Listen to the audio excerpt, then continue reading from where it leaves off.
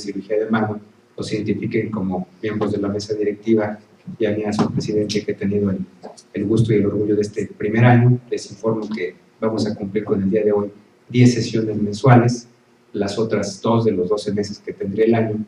Una fue en abril, donde no sesionamos porque no hay local por situación de los congresos, tanto de plástica como de ortopedia, y la sesión del mes de septiembre, que coincidió con los puentes estos vacacionales. Pero con esto estamos cerrando nuestro ciclo de sesiones mensuales. Hemos tenido, con esta van a ser 10, de esas 10 tuvimos una recreativa hace un mes con la presencia de un mago por el Día del Médico, y nos encontramos preparando ya nuestro congreso del próximo año. Esta asociación tradicionalmente hace pues yo le llamaría una reunión bianual, que se llama congreso, que a veces se le pone internacional, yo diría que tiene profesores invitados, pero es una asociación que ha tenido sus congresos a través de los años. En este caso será en el mes de septiembre de 2015, los días 3, 4 y 5, jueves, viernes y sábado. Ya en nuestro sitio de internet, que les recomiendo que lo visiten, tenemos información. Vamos a hacer ahí un micrositio también para un registro, y ahorita ya tenemos Vic, en internet los datos, o todavía no sé. Bueno, ya, ¿cuándo los tendremos? En 2 o 3 días. Fin de semana. En el fin de semana ya pueden consultar los costos de inscripción, el mecanismo para un preregistro, el dónde va a ser la cuenta del depósito. Nuestro tesorero llega los primeros días de diciembre, así es que quien tenga alguna duda acerca de la cuestión fiscal o de alguna otra cosa que tenga que ver estrictamente con el dinero, con costos, puede hablar con él. Y yo quisiera invitar, como he estado haciendo los meses anteriores, a aquellos médicos de esta asociación que tengan interés en presentar algún tema, y que si no les ha llegado la invitación para que sean profesores, pues externen por medio de correo electrónico con la doctora Sánchez, conmigo, con los vocales, que quieren que los incluyamos en el programa. Créanme que yo creo que los primeros que deben ser ponentes de nuestro congreso somos nosotros mismos. Creo que todos tenemos algo de qué hablar. Si alguien siente que no ha sido incluido, no es tampoco por una falta de atención, sino que necesitamos a veces saber que alguien tenga la curiosidad. Estamos haciendo el programa preliminar, que se les dará a conocer de forma preliminar, yo entiendo preliminar, 2 meses antes del congreso, para que todavía tengamos ajustes. Entiendo que hay personas que por su trayectoria a nivel nacional e internacional, o porque nos las traen las casas comerciales, pues no hay discusión que tienen un espacio ganado con nosotros. De hecho, siempre ha habido médicos de provincia, de otras asociaciones, tanto de cirugía plástica como de ortopedia o inclusive de mano, que son invitados, pues obviamente por su calidad académica, y no solamente eso, sino porque siempre han sido amigos o gente cercana a nuestra asociación, que tienen pues miembros que físicamente quisieran estar con nosotros, no pueden estar por esas cuestiones físicas. Aquí tenemos a alguien de enfermería que nos está acompañando ahí de Tehuantepec, que es un gusto. Ahorita que la vi no la podía reconocer, ya se encargó de hacerle pasar la pena, decirme quién es y que hemos trabajado en las campañas quirúrgicas. Entonces yo creo que la amistad, como les he dicho, no está peleado con la academia. Entonces nosotros, creo que nuestro congreso debe ser incluyente con nuestros profesores de nuestra asociación. No estoy cerrado en otros profesores, sean o no sean mis amigos, pero tampoco creo que la manera de hacer un congreso es cerrarle la puerta a todos los miembros y al final decirles, pues ahora sí vengan de relleno. Quiero que el vínculo de amistad y el vínculo académico se siga presentando. Entonces el congreso lo haremos el próximo año en nuestro sitio de Facebook. El año pasado, cuando recibí la mesa, recibí un sitio de Facebook, y creo que lo hemos enriquecido a través del tiempo. No teníamos un sitio de internet, ya lo tenemos.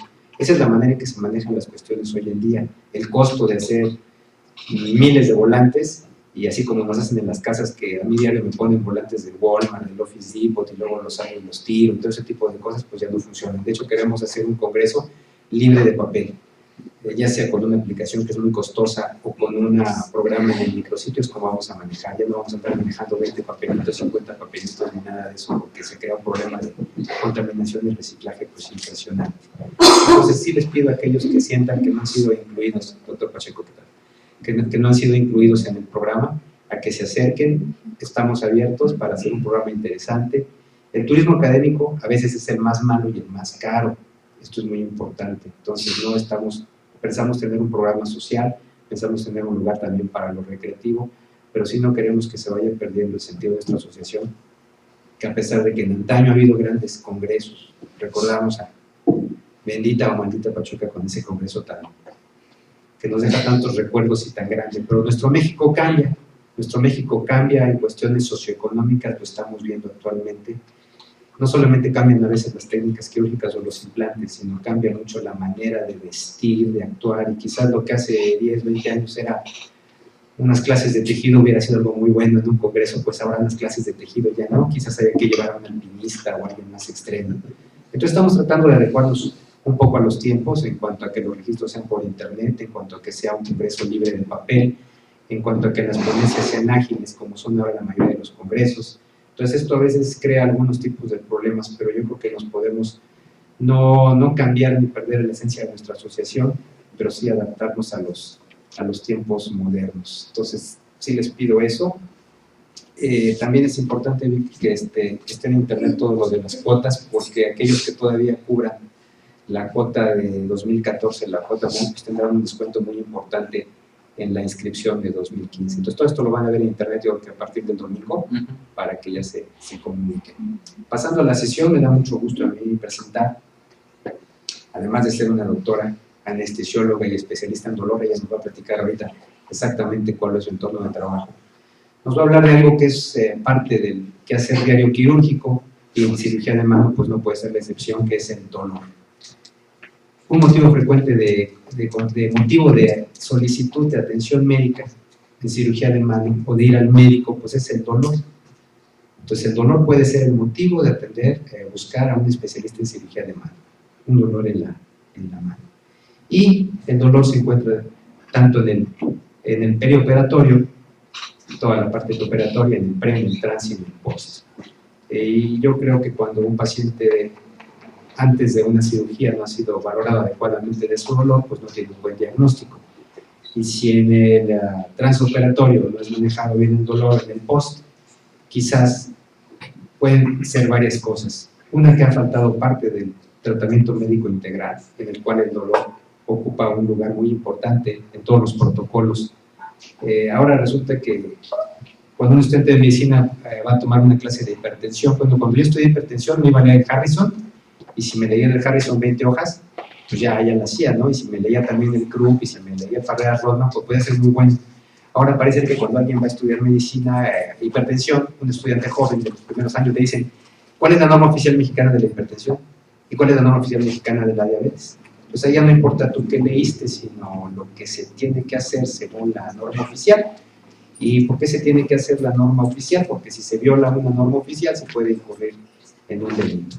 Entonces yo me imagino, doctora, usted nos comentará algunas cosas, que hoy en día el manejo del dolor, como todo en medicina, no es tan afectivo como que esta es mi experiencia, o yo así le hago. Yo creo que cuando el yo así le hago lo hace la mayoría, y resulta, eso se llama la lex artis, que es la manera de tratar a los pacientes. Entonces yo creo que nos iremos aquí, después de la conferencia. Ay, me faltó decir una cosa, también la doctora Ana Laura Macías Flores, nuestra ponente, tiene otra gran virtud, que es esposa de un cirujano de la mano, que está a su lado. Entonces ese es otro plus, ¿no? Creo que pueden compartir experiencias de esto. Entonces doy la bienvenida a la doctora Ana Laura Macías Flores con el tema manejo del dolor en cirugía de mano. Doctora, gracias.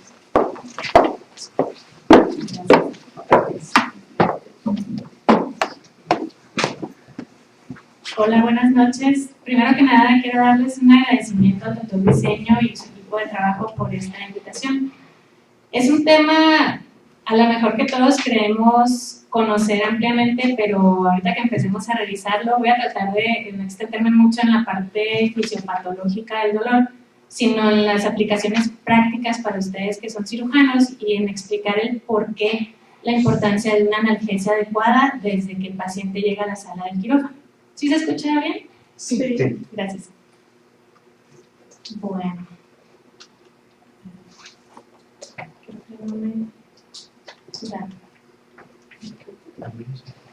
No me...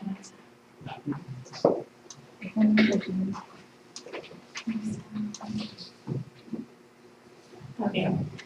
Bueno, entonces, refiriéndonos en particular a cirugía de mano. hasta 80% de los pacientes en su posoperatorio inmediato presentan o refieren un dolor moderado a severo. Aunque sea una cirugía electiva o por trauma, la cirugía de mano en sí conlleva, como veremos más adelante, lesión a una gran densidad de nociceptores, entonces por lo tanto no se puede clasificar como una cirugía que nos genere poco dolor.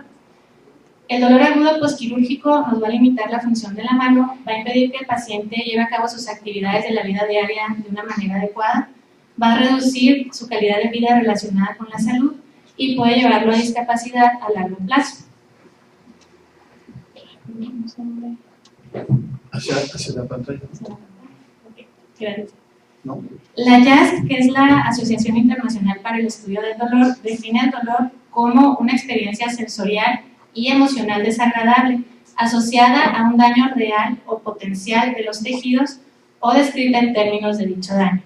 Y al dolor agudo lo refiere como una respuesta neurofisiológica normal y predecible ante un estímulo nocivo.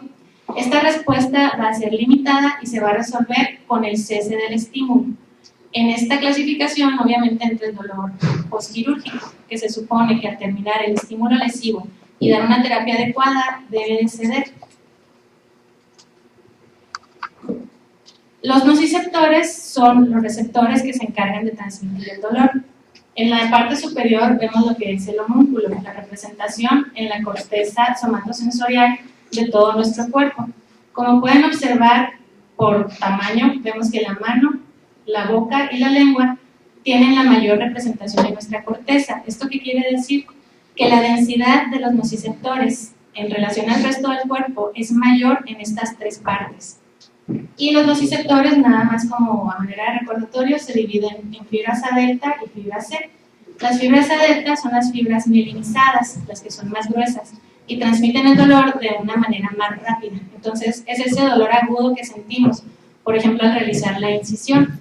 Y las fibras C nos dan el dolor más sordo, más constante, lo que todos referimos como adolorimiento, más bien. Y es también las que se encargan de transmitir el calor. Ahora, una manera así bien somera lo vamos a describir lo que son las fases de la nocicepción, para después entrar a cuál es la justificación de emplear los analgésicos que vamos a exponer. La nocicepción se compone de 4 fases. La primera es la transducción, donde el estímulo, ya sea mecánico, térmico o químico, se transforma en el lenguaje común del sistema nervioso central, que es la electricidad, los potenciales de acción. Ya se transduce el estímulo y después se transmite hacia la médula a través de los ganglios de la raíz dorsal. La transmisión se realiza por las fibras que vimos ahorita, que son las fibras A delta y C. Cuando llegan a la médula pueden pasar 2 cosas. Una, que el estímulo, si es lo suficientemente intenso, pase a centros superiores, o si no tiene la intensidad para desencadenar una respuesta de dolor adecuada, se queda en la médula y aquí mismo se regula. Ya que pasó el estímulo, si fue lo suficientemente intenso, llega al cerebro, donde se percibe, donde el dolor ya se hace consciente.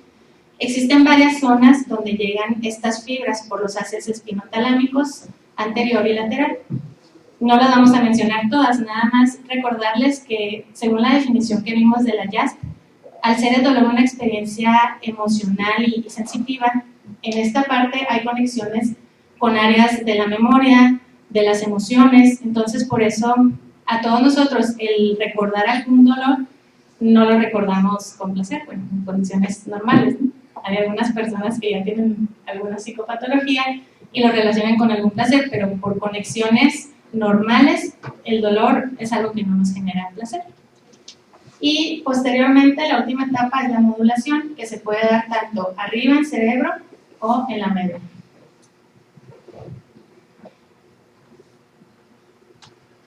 Ahora, ¿por qué la importancia de haberles mencionado las fases de la nocicepción? Cuando nosotros no tratamos un dolor agudo de manera adecuada, este dolor nos va a generar algo que se llama sensibilización central y periférica. Esto es cuando el dolor se perpetúa. Ya no necesitamos un estímulo que en agudo me libere todos estos neurotransmisores, como son el glutamato, el péptido relacionado al gen de la calcitonina o la sustancia P. En un dolor agudo, yo tengo el estímulo doloroso, viene, me libera estas sustancias, se reciben acá y se manda a centros superiores para que se perciba el dolor. Pero si yo tengo el estímulo nocivo permanente o no traté bien mi dolor, estas mismas sustancias neurotransmisoras me van a hacer que se liberen otros receptores que antes estaban silentes, como por ejemplo son los AMPA. Entonces los AMPA lo que hacen es jalar más receptores de ellos mismos, liberar otros que son los NMDA, o incluso permitir que de manera intracelular se cambie la codificación genética de esas neuronas y se produzcan más receptores y más sustancias proalgogénicas. Entonces, en pocas palabras, el cuerpo solito se está facilitando la percepción y la transmisión del dolor, aun cuando ya no esté el estímulo. Por eso es importante que nosotros actuemos en las etapas iniciales para no permitir que estos receptores se empiecen a liberar. Y si se fijan, aquí también estoy poniéndoles una fibra A-beta, que es la encargada del tacto grueso. Cuando hay una sensibilización periférica, fibras que antes no transmitían dolor empiezan a transmitir otro tipo de estímulos como si fueran dolor. Esto se llama alodinia. El que un paciente, aquí lo ejemplifican con una pluma de ave, que un paciente se le haga un estímulo muy ligero, al tener esta fibra ya sensibilizada, el cerebro lo va a percibir como dolor. ¿Sí? Entonces, vamos a entrar ahora sí al motivo de esta plática. La analgesia multimodal es una modalidad de analgesia que se ha estado utilizando desde hace 20, 30 años aproximadamente y tiene su base en todo lo que les acabo de explicar previamente. ¿Por qué? Porque utilizando diferentes medicamentos que tienen diferentes mecanismos de acción y diferentes sitios donde actúan, se supone que vamos a evitar lo que les acabo de mencionar de la sensibilización periférica y central, y que vamos a evitar también que se presente el dolor crónico intratable. Entonces, si tenemos anestésicos locales y AINES, estos nos actúan a nivel periférico en la zona donde se genera el trauma. Los anestésicos locales, como sabemos, bloquean los canales de sodio e impiden la transmisión del impulso eléctrico a centros superiores. Y los AINES bloquean las prostaglandinas, leucotrienos y tromboxanos, entonces impiden que la inflamación facilite la generación de estas sustancias proinflamatorias y que se abran más los receptores que les comenté ahorita. Anestésicos locales también nos actúan a nivel del nervio periférico, también nos actúan aquí a nivel de la raíz dorsal de la médula espinal cuando utilizamos bloqueos neuroaxiales. Y los AINES igual acá arriba, y los alfa-2 agonistas. Los alfa-2 agonistas más bien actúan sobre las vías inhibitorias del dolor, al facilitar que exista más presencia de acetilcolina en las vías descendentes que nos regulan el dolor. A nivel central encontramos los opioides, que también tienen sus receptores en la médula, y también los alfa-2 agonistas. Las ventajas de una analgesia multimodal: obviamente pues el paciente, si tiene menos dolor, come más tempranamente, se va a movilizar de una manera más oportuna, va a disminuir su respuesta metabólica al trauma y reduce la estancia hospitalaria y los costos que se generan por esto. También quería comentarles este otro tipo de manejar la analgesia. A mí me parece muy interesante, puesto que generan protocolos estandarizados según la intensidad prevista del dolor. En cuanto a las cirugías que se definen como más dolorosas, tenemos todas estas, que serían procedimientos intratorácicos, intraabdominales, renales, en columna vertebral, de grandes articulaciones y trauma de mano y pie.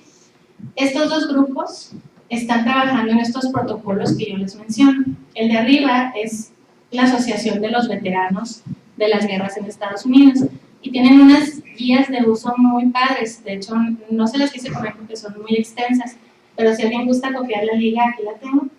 Y este otro es el grupo Prospect, que es un grupo europeo donde trabajan en conjunto anestesiólogos, cirujanos y ortopedistas para definir algo parecido a guías de manejo para dolor agudo postoperatorio según el dolor esperado después de la cirugía.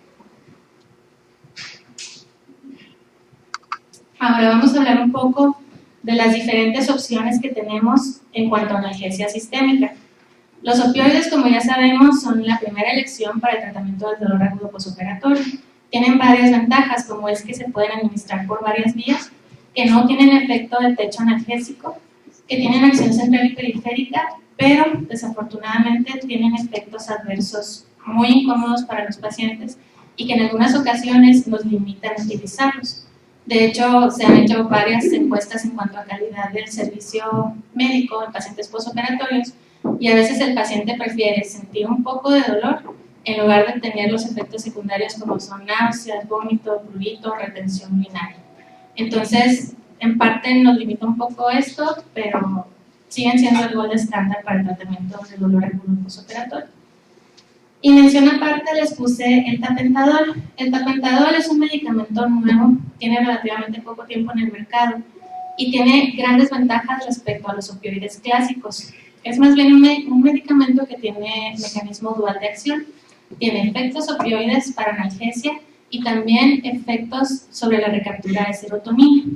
La serotonina es una sustancia que nos favorece la inhibición central del dolor.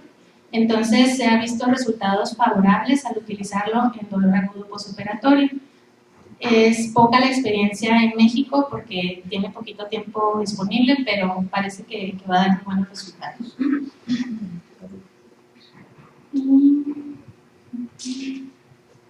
Ahora, sobre los AINES. Los AINES, a manera general, ya sabemos que inhiben la ciclooxigenasa, tanto la 1 como la 2. La 1 es la constitutiva que tenemos en el cuerpo y la 2 es la que se estimula por procesos como es la inflamación, el dolor y cáncer. Entonces, los AINES por sí solos nos sirven para tratar dolor leve a moderado, que no es el dolor agudo postoperatorio. Como ya mencionamos ahorita, dolor agudo postoperatorio se clasifica como moderado o severo. Cuando nos combinamos con opioides, podemos reducir hasta 50% el requerimiento de los opioides. Entonces vamos a tener menos efectos secundarios y el paciente va a estar con menos molestia. Tiene contraindicaciones bien definidas que todos conocemos, lo que es antecedentes de enfermedades acidopépticas, falla renal, algún problema en la coagulación. Y lo más importante, y que siempre decimos de todos lados, es que no se deben de combinar entre ellos. Cuando combinamos dos AINES no estamos generando ni sinergia ni mejoramos la potencia de la analgesia. Únicamente aumentamos su efecto nocivo por la inhibición de la COX-1. ¿Okay?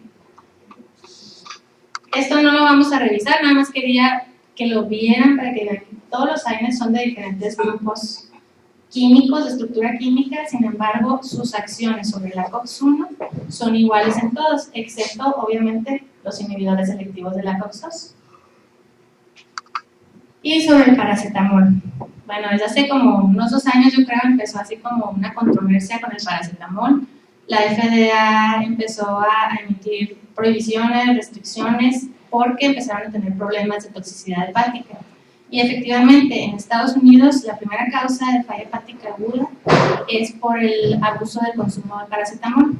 Y el segundo lugar de trasplante hepático en Estados Unidos es por el consumo excesivo de paracetamol que genera toxicidad hepática.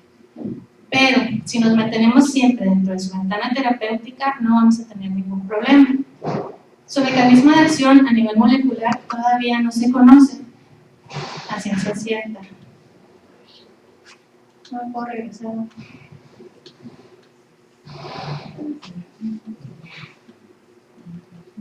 Okay. Se ha hablado mucho que se actúa sobre una forma que se cree que existe de la COX, que sería la COX-3, pero no se ha podido demostrar a ciencia cierta. Se sabe que tiene efectos sobre el sistema endocannabinoide, sobre el óxido nítrico, principalmente acciones a nivel central. Se puede combinar con AINES o con algún opioide y se puede utilizar también PIB, que es el propacetamol. Sus dosis van de 10 a 15 miligramos por kilo cada 4 a 6 horas. Y si se fijan, la dosis máxima es de 75 miligramos kilo día, que vienen a ser aproximadamente en una persona de 70 kilos como 5 a 6 gramos al día. La verdad es que cuando tratamos un dolor agudo postoperatorio, rara vez nos vamos a acercar a estas dosis. Entonces, como les comento, manteniéndonos en márgenes terapéuticos, no va a haber incidencia de falla hepática aguda. Es un excelente medicamento Siempre combinado con alguno de estos otros dos que les comento, es una excelente opción para analgesia postoperatoria. Otros medicamentos que se han estado investigando para el dolor agudo postoperatorio son los bloqueadores de los canales alfa-2 delta de calcio presinápticos, que vienen a ser la gabapentina y la pregabalina. La verdad es que en cirugía de mano, no sé si alguien tenga alguna información, pero yo no he encontrado hasta el momento que sea muy efectiva para el dolor agudo postoperatorio. Se han hecho protocolos a 1 mes, 3 meses, 6 meses, y si acaso a lo mejor pregabalina, pero nada de mano, más bien en cirugías más grandes como de tórax o el cardio. Y este concepto me pareció también muy interesante que lo manejáramos todos, el NNT. NNT es el número necesario a tratar para conseguir que un medicamento nos dé el efecto que deseamos en el 50% de los pacientes. En este caso sería la analgesia. Y les puse aquí algunos ejemplos de los que yo considero que son los más frecuentes que utilizamos en dolor agudo postoperatorio. Entre ellos el ibuprofeno, que tiene un NNT de 2.7. Entre más pequeño sea el NNT, quiere decir que el medicamento es más efectivo para darnos la analgesia que nosotros queremos. Entonces, si se fijan, ibuprofeno, diclofenaco, ketorolaco andan más o menos en los mismos. Celecoxib se nos sube un poquito, pero pues es la presentación de 200 miligramos. Entonces, le daremos un poquito bajo de dosis. Y ya cuando combinamos aquí algún opioide de con paracetamol, andamos muy parecidos al celecoxib. Tramadol no es un medicamento que se pueda utilizar solo para dolor agudo postoperatorio porque es un opioide débil, no nos da toda la analgesia que quisiéramos. Y ahora nos vamos a enfocar un poquito más en la analgesia regional, lo que ustedes supongo que hacen todos los días en el quirófano. Podemos desinfiltrar la zona de la incisión antes o después de realizarla, bloquear los plexos nerviosos, realizar bloqueos tronculares o colocar catéteres periféricos en el plexo para dar 2 modalidades de analgesia, ya sea controlada por el paciente o en bolos. También existen otras modalidades de analgesia regional, que es el WADA. En este caso lo refieren como una analgesia que ha sido muy favorable para procedimientos donde el paciente es ambulatorio, porque evitamos el uso de torniquete, permitimos que el paciente esté completamente despierto durante la cirugía y la inyección se realiza con lidocaína con epinefrina en dilución de 1 a 100.000, que vendría a ser este de abajo también. Esta se refiere a cuando la inyección se realiza para algún procedimiento en las falanges. Se realiza la infiltración en la parte media del surquito metacarpo falángico en la superficie palmar y se depositan de 2 a 3 mililitros de lidocaína combinada con epinefrina en una dilución de 1 a 100.000. Y bueno, esto no creo que tengamos que detenernos a revisar. ¿Cuáles son los beneficios de que nosotros hagamos los procedimientos de bloqueo para las cirugías que ustedes realizan? Se consumen obviamente menos opioides cuando el bloqueo se hace antes de la incisión. Esto se ha visto una gran utilidad en los pacientes pediátricos, porque a veces lo que limita que el niño salga al hospital no es tanto que tenga efectos residuales del bloqueo, sino que está con muchas molestias de los efectos secundarios de los opioides. Entonces, si al principio de la cirugía nos ponemos de acuerdo con el anestesiólogo, lo inducimos con un gasecito, le ponemos su bloqueo, no sé, en el dedo, acá tronculares o algún plexo. Ya después de la cirugía va a ser más fácil que el paciente se vaya más rápido con una analgesia adecuada y los papás más satisfechos. No se ha visto si es más beneficioso que se realice la infiltración antes de la incisión, o posterior a la misma. Y como es obvio, pues al realizar estas técnicas de analgesia regional tenemos menor incidencia de dolor crónico, porque estamos controlando desde el origen el dolor.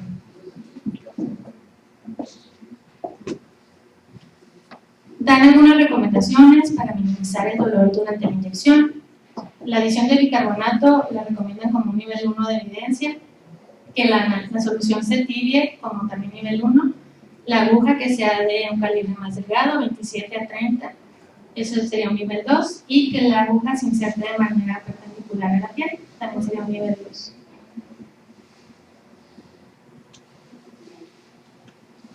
En cuanto a los diferentes medicamentos y la analgesia que nos dan en el postoperatorio, tenemos que la lidocaína nos daría casi 5 horas de analgesia, combinada con epinefrina sube hasta 10.4 horas, esto es en bloqueo digital. Ropivacaína serían hasta 15 horas y la bupivacaína merece mención especial porque a pesar de que nos da una analgesia muy adecuada por hasta 15 horas, los efectos de entumecimiento de la extremidad pueden durar hasta 30 horas. Entonces a veces el paciente les puede decir, pues ya no me duele, pero siento muy raro mi dedo o lo siento como que no lo puedo mover y es nada más porque está tardando en eliminarse el medicamento.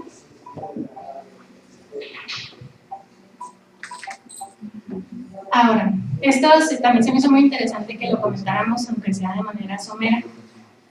Ya vimos qué es lo que pasa cuando no tratamos de una manera adecuada un dolor agudo.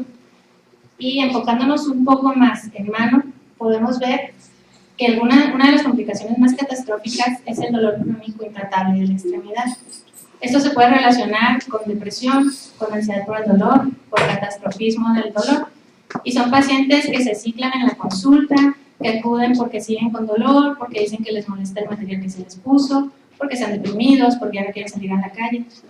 Y también una de las complicaciones bien graves es el síndrome de dolor regional complejo tipo 2, que es lo que antes se conocía como causalgia.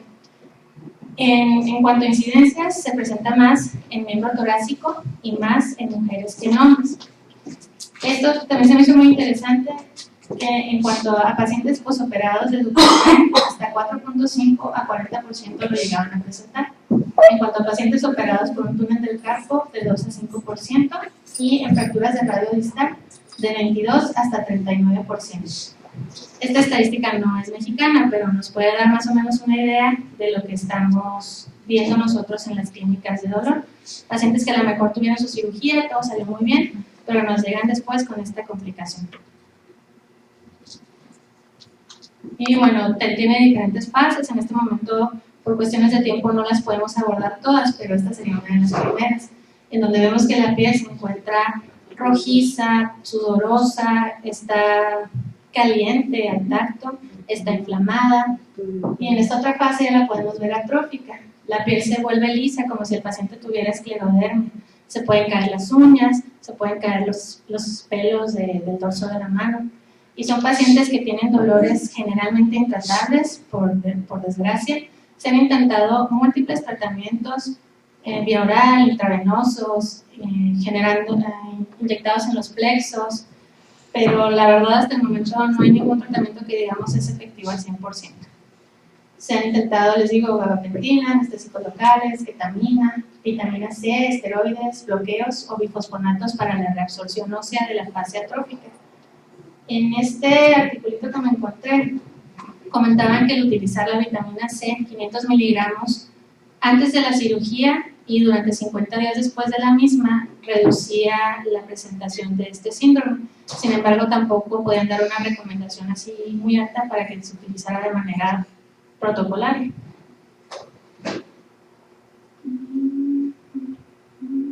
Existen nuevas opciones que se están desarrollando para tratar de evitar en lo posible complicaciones como las que vimos previamente. Existe algo que son los anestésicos locales liposomales, en donde el anestésico viene envuelto en una molécula que permite la liberación lenta de este medicamento para dar una analgesia más prolongada. Inclusive se habla de 3-4 días hasta una semana. Solo con una inyección antes de la cirugía, en la zona que se va a intervenir. La morfina de liberación prolongada neuroaxial también se ha visto que ha sido muy efectiva. Este sistema iotoforético de fentanilo es como si fueran los parches que en alguna ocasión a lo mejor les ha tocado ver. Sin embargo, este se utiliza para cirugía, para dolor agudo postoperatorio. No se necesita darle ninguna latencia, generalmente con los parches pueden ser de 12 a 24 horas para que veamos un efecto real del medicamento, y con este sistema no, es inmediato. Y también algunos adyuvantes como la capsaicina, la ketamina, clonidina, neostigmina o adenosina.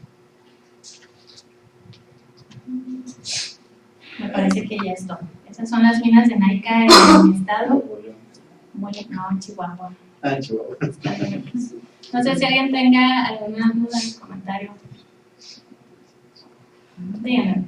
Sí, felicitaciones por la plática. Eso nos da mucha orientación sobre el manejo del dolor. Nada más en cuanto a lo que comentaba en la utilidad de infiltración local de la herida después de la cirugía, pero en este caso aplicado al bloqueo regional endovenoso, que al menos digamos platicando con los colegas de anestesia, que en estos casos pues, se usa para procedimientos cortos, máximo 1 hora, tomando en cuenta el metabolismo de la lidocaína que se está poniendo endovenosa. Pero que efectivamente ya en esos procedimientos ya del límite de 1 hora, 1 hora 15, que pues ya se le fue el efecto, pero ya termine de un toda la cirugía, siempre traer el local en la herida, porque precisamente ya se fue todo el efecto. Y para el manejo del dolor inmediato postoperatorio. No sé, digamos que el bloqueo regional endovenoso fue una técnica muy popular, pero ya hace algunos años. Se ha venido retomando ante la presencia de estos medicamentos que tienen una mayor duración, como es la ropivacaína y la bupivacaína. Sin embargo, como usted comenta, casi siempre y por costumbre lo seguimos haciendo con lidocaína, lo que nos limita un poquito el tiempo de duración de la anestesia. Sí se puede realizar el bloqueo regional endovenoso y después una infiltración en la zona local, nada más teniendo cuidado de no exceder las dosis tóxicas de los medicamentos. De lidocaína simple viene a ser de 3 a 5 miligramos por kilo y de la lidocaína combinada con epinefrina son 5 a 7 miligramos por kilo. Mientras nos mantengamos en esos márgenes de seguridad, no hay ningún problema y es adecuado. Claro que sí. Pues primero que nada felicitarla por la plática que nos ha sido muy útil para muchos. Hay cosas que se nos escapan, son muy recientes. Yo sé que muchos de los fármacos que están ahorita en el mercado son asociaciones y casi todas traen tramadol y me dice que es de un bajo potencial analgésico. Cuando viene solo, sí. Tramadol por sí mismo para dolor agudo postoperatorio no nos funciona bien. Cuando lo asociamos con un AINE, con un COX-2, nos da una mejor analgesia. Porque el tramadol, no lo quise mencionar porque pues, la verdad es que es un tema bien amplio. Tramadol es el precursor del tapentadol. Tramadol actúa igual que el tapentadol, bloquea, la recaptura de serotonina y también tiene acción opioide, pero es un opioide débil. Es como si yo le diera pura codeína al paciente, o sea, realmente no les va a servir. Y menos en las cirugías, como vimos ahorita, la cirugía de mano se considera cirugía muy dolorosa. Entonces, de preferencia, no utilizarlo solo, combinado. Este tema básicamente fue manejo del dolor agudo. Sí. Porque el dolor crónico, pues existe la bomba de infusión, el TENS, hay otras cosas, ¿verdad? Es otro tema completamente diferente y sí traté de enfocarme nada más en el dolor agudo. O sea, en bloquear la respuesta fisiológica del paciente ante la lesión que nosotros le hacemos. Ya cuando involucramos dolor crónico, vemos que se modifica incluso la representación en la corteza. De esa área que tiene dolor se aumenta. O sea, estamos hablando ya de empleo de otros medicamentos, incluso gabapentina, carbamazepina, o sea, ya es otro tema diferente. Sí. Dígame. ¿Qué importancia reviste en la infiltración postquirúrgica el bloquear o infiltrar muy bien la fase neuronal para el control del dolor en relación y comparación músculo y piel? Ok. Algunas de las diapos que presenté mencionaban que todavía no existe una tendencia definida a que infiltremos antes de la incisión o después de la misma. Todo lo que nosotros hagamos enfocados, como vio en una de las diapositivas iniciales donde estaban todas las fases de la nocicepción y donde actuaba cada medicamento, todo lo que hagamos para bloquear el influjo de información hacia las vías centrales nos ayuda. Pero así como decirle definitivamente, el realizar la infiltración después de la cirugía, en las fases y todo, ¿nos va a limitar el dolor? No existe hasta el momento una receta de cocina para que digamos a este paciente no le va a doler. Sin embargo, lo que propone la analgesia multimodal es emplear varios medicamentos con diferentes mecanismos de acción para que bloqueemos en todas las etapas la transmisión del dolor. Bueno, yo quisiera comentar, yo creo que hemos visto la gran mayoría que en cirugía de mano, muchos procedimientos, el mismo cirujano es el que aplica algún procedimiento anestésico o en muchos. Nosotros la cirugía de corta estancia o la cirugía ambulatoria o muchas veces el tener que poner una anestesia local es importante desde el punto de vista hasta para revisar la herida muchas veces. Entonces yo lo que puedo decir que es muy importante es que cuando el dolor agudo que estamos hablando está desmesurado en relación a lo que estamos tratando o a lo que operamos, porque la mayoría de los pacientes responden de una manera satisfactoria a las medidas analgésicas convencionales.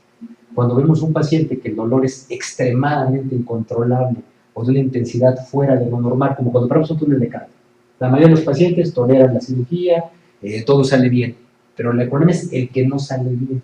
Ahí yo creo que hay dos situaciones muy importantes: algo inherente a la cirugía, al cirujano que no va bien, o algo inherente a la percepción del dolor de ese paciente. Entonces yo creo que los que me preocupan son los que les duele más en la cirugía.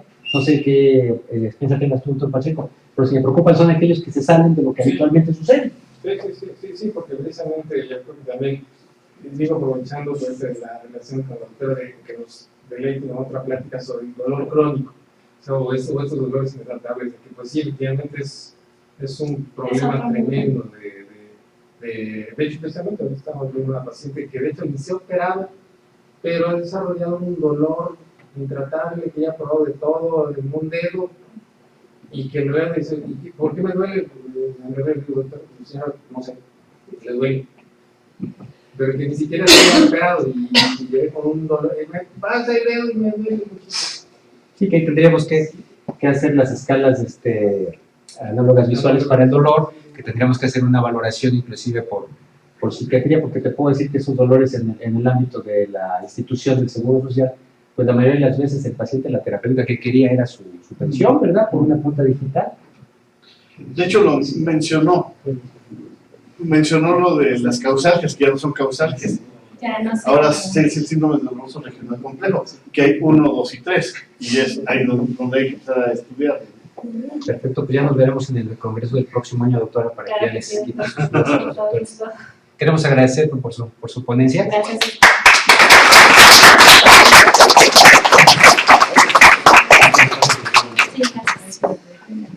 Bueno, creo que tenemos alguna pregunta acerca de asuntos generales que alguien quisiera tener, o pasamos a la cuestión de las campañas, lo que sigue.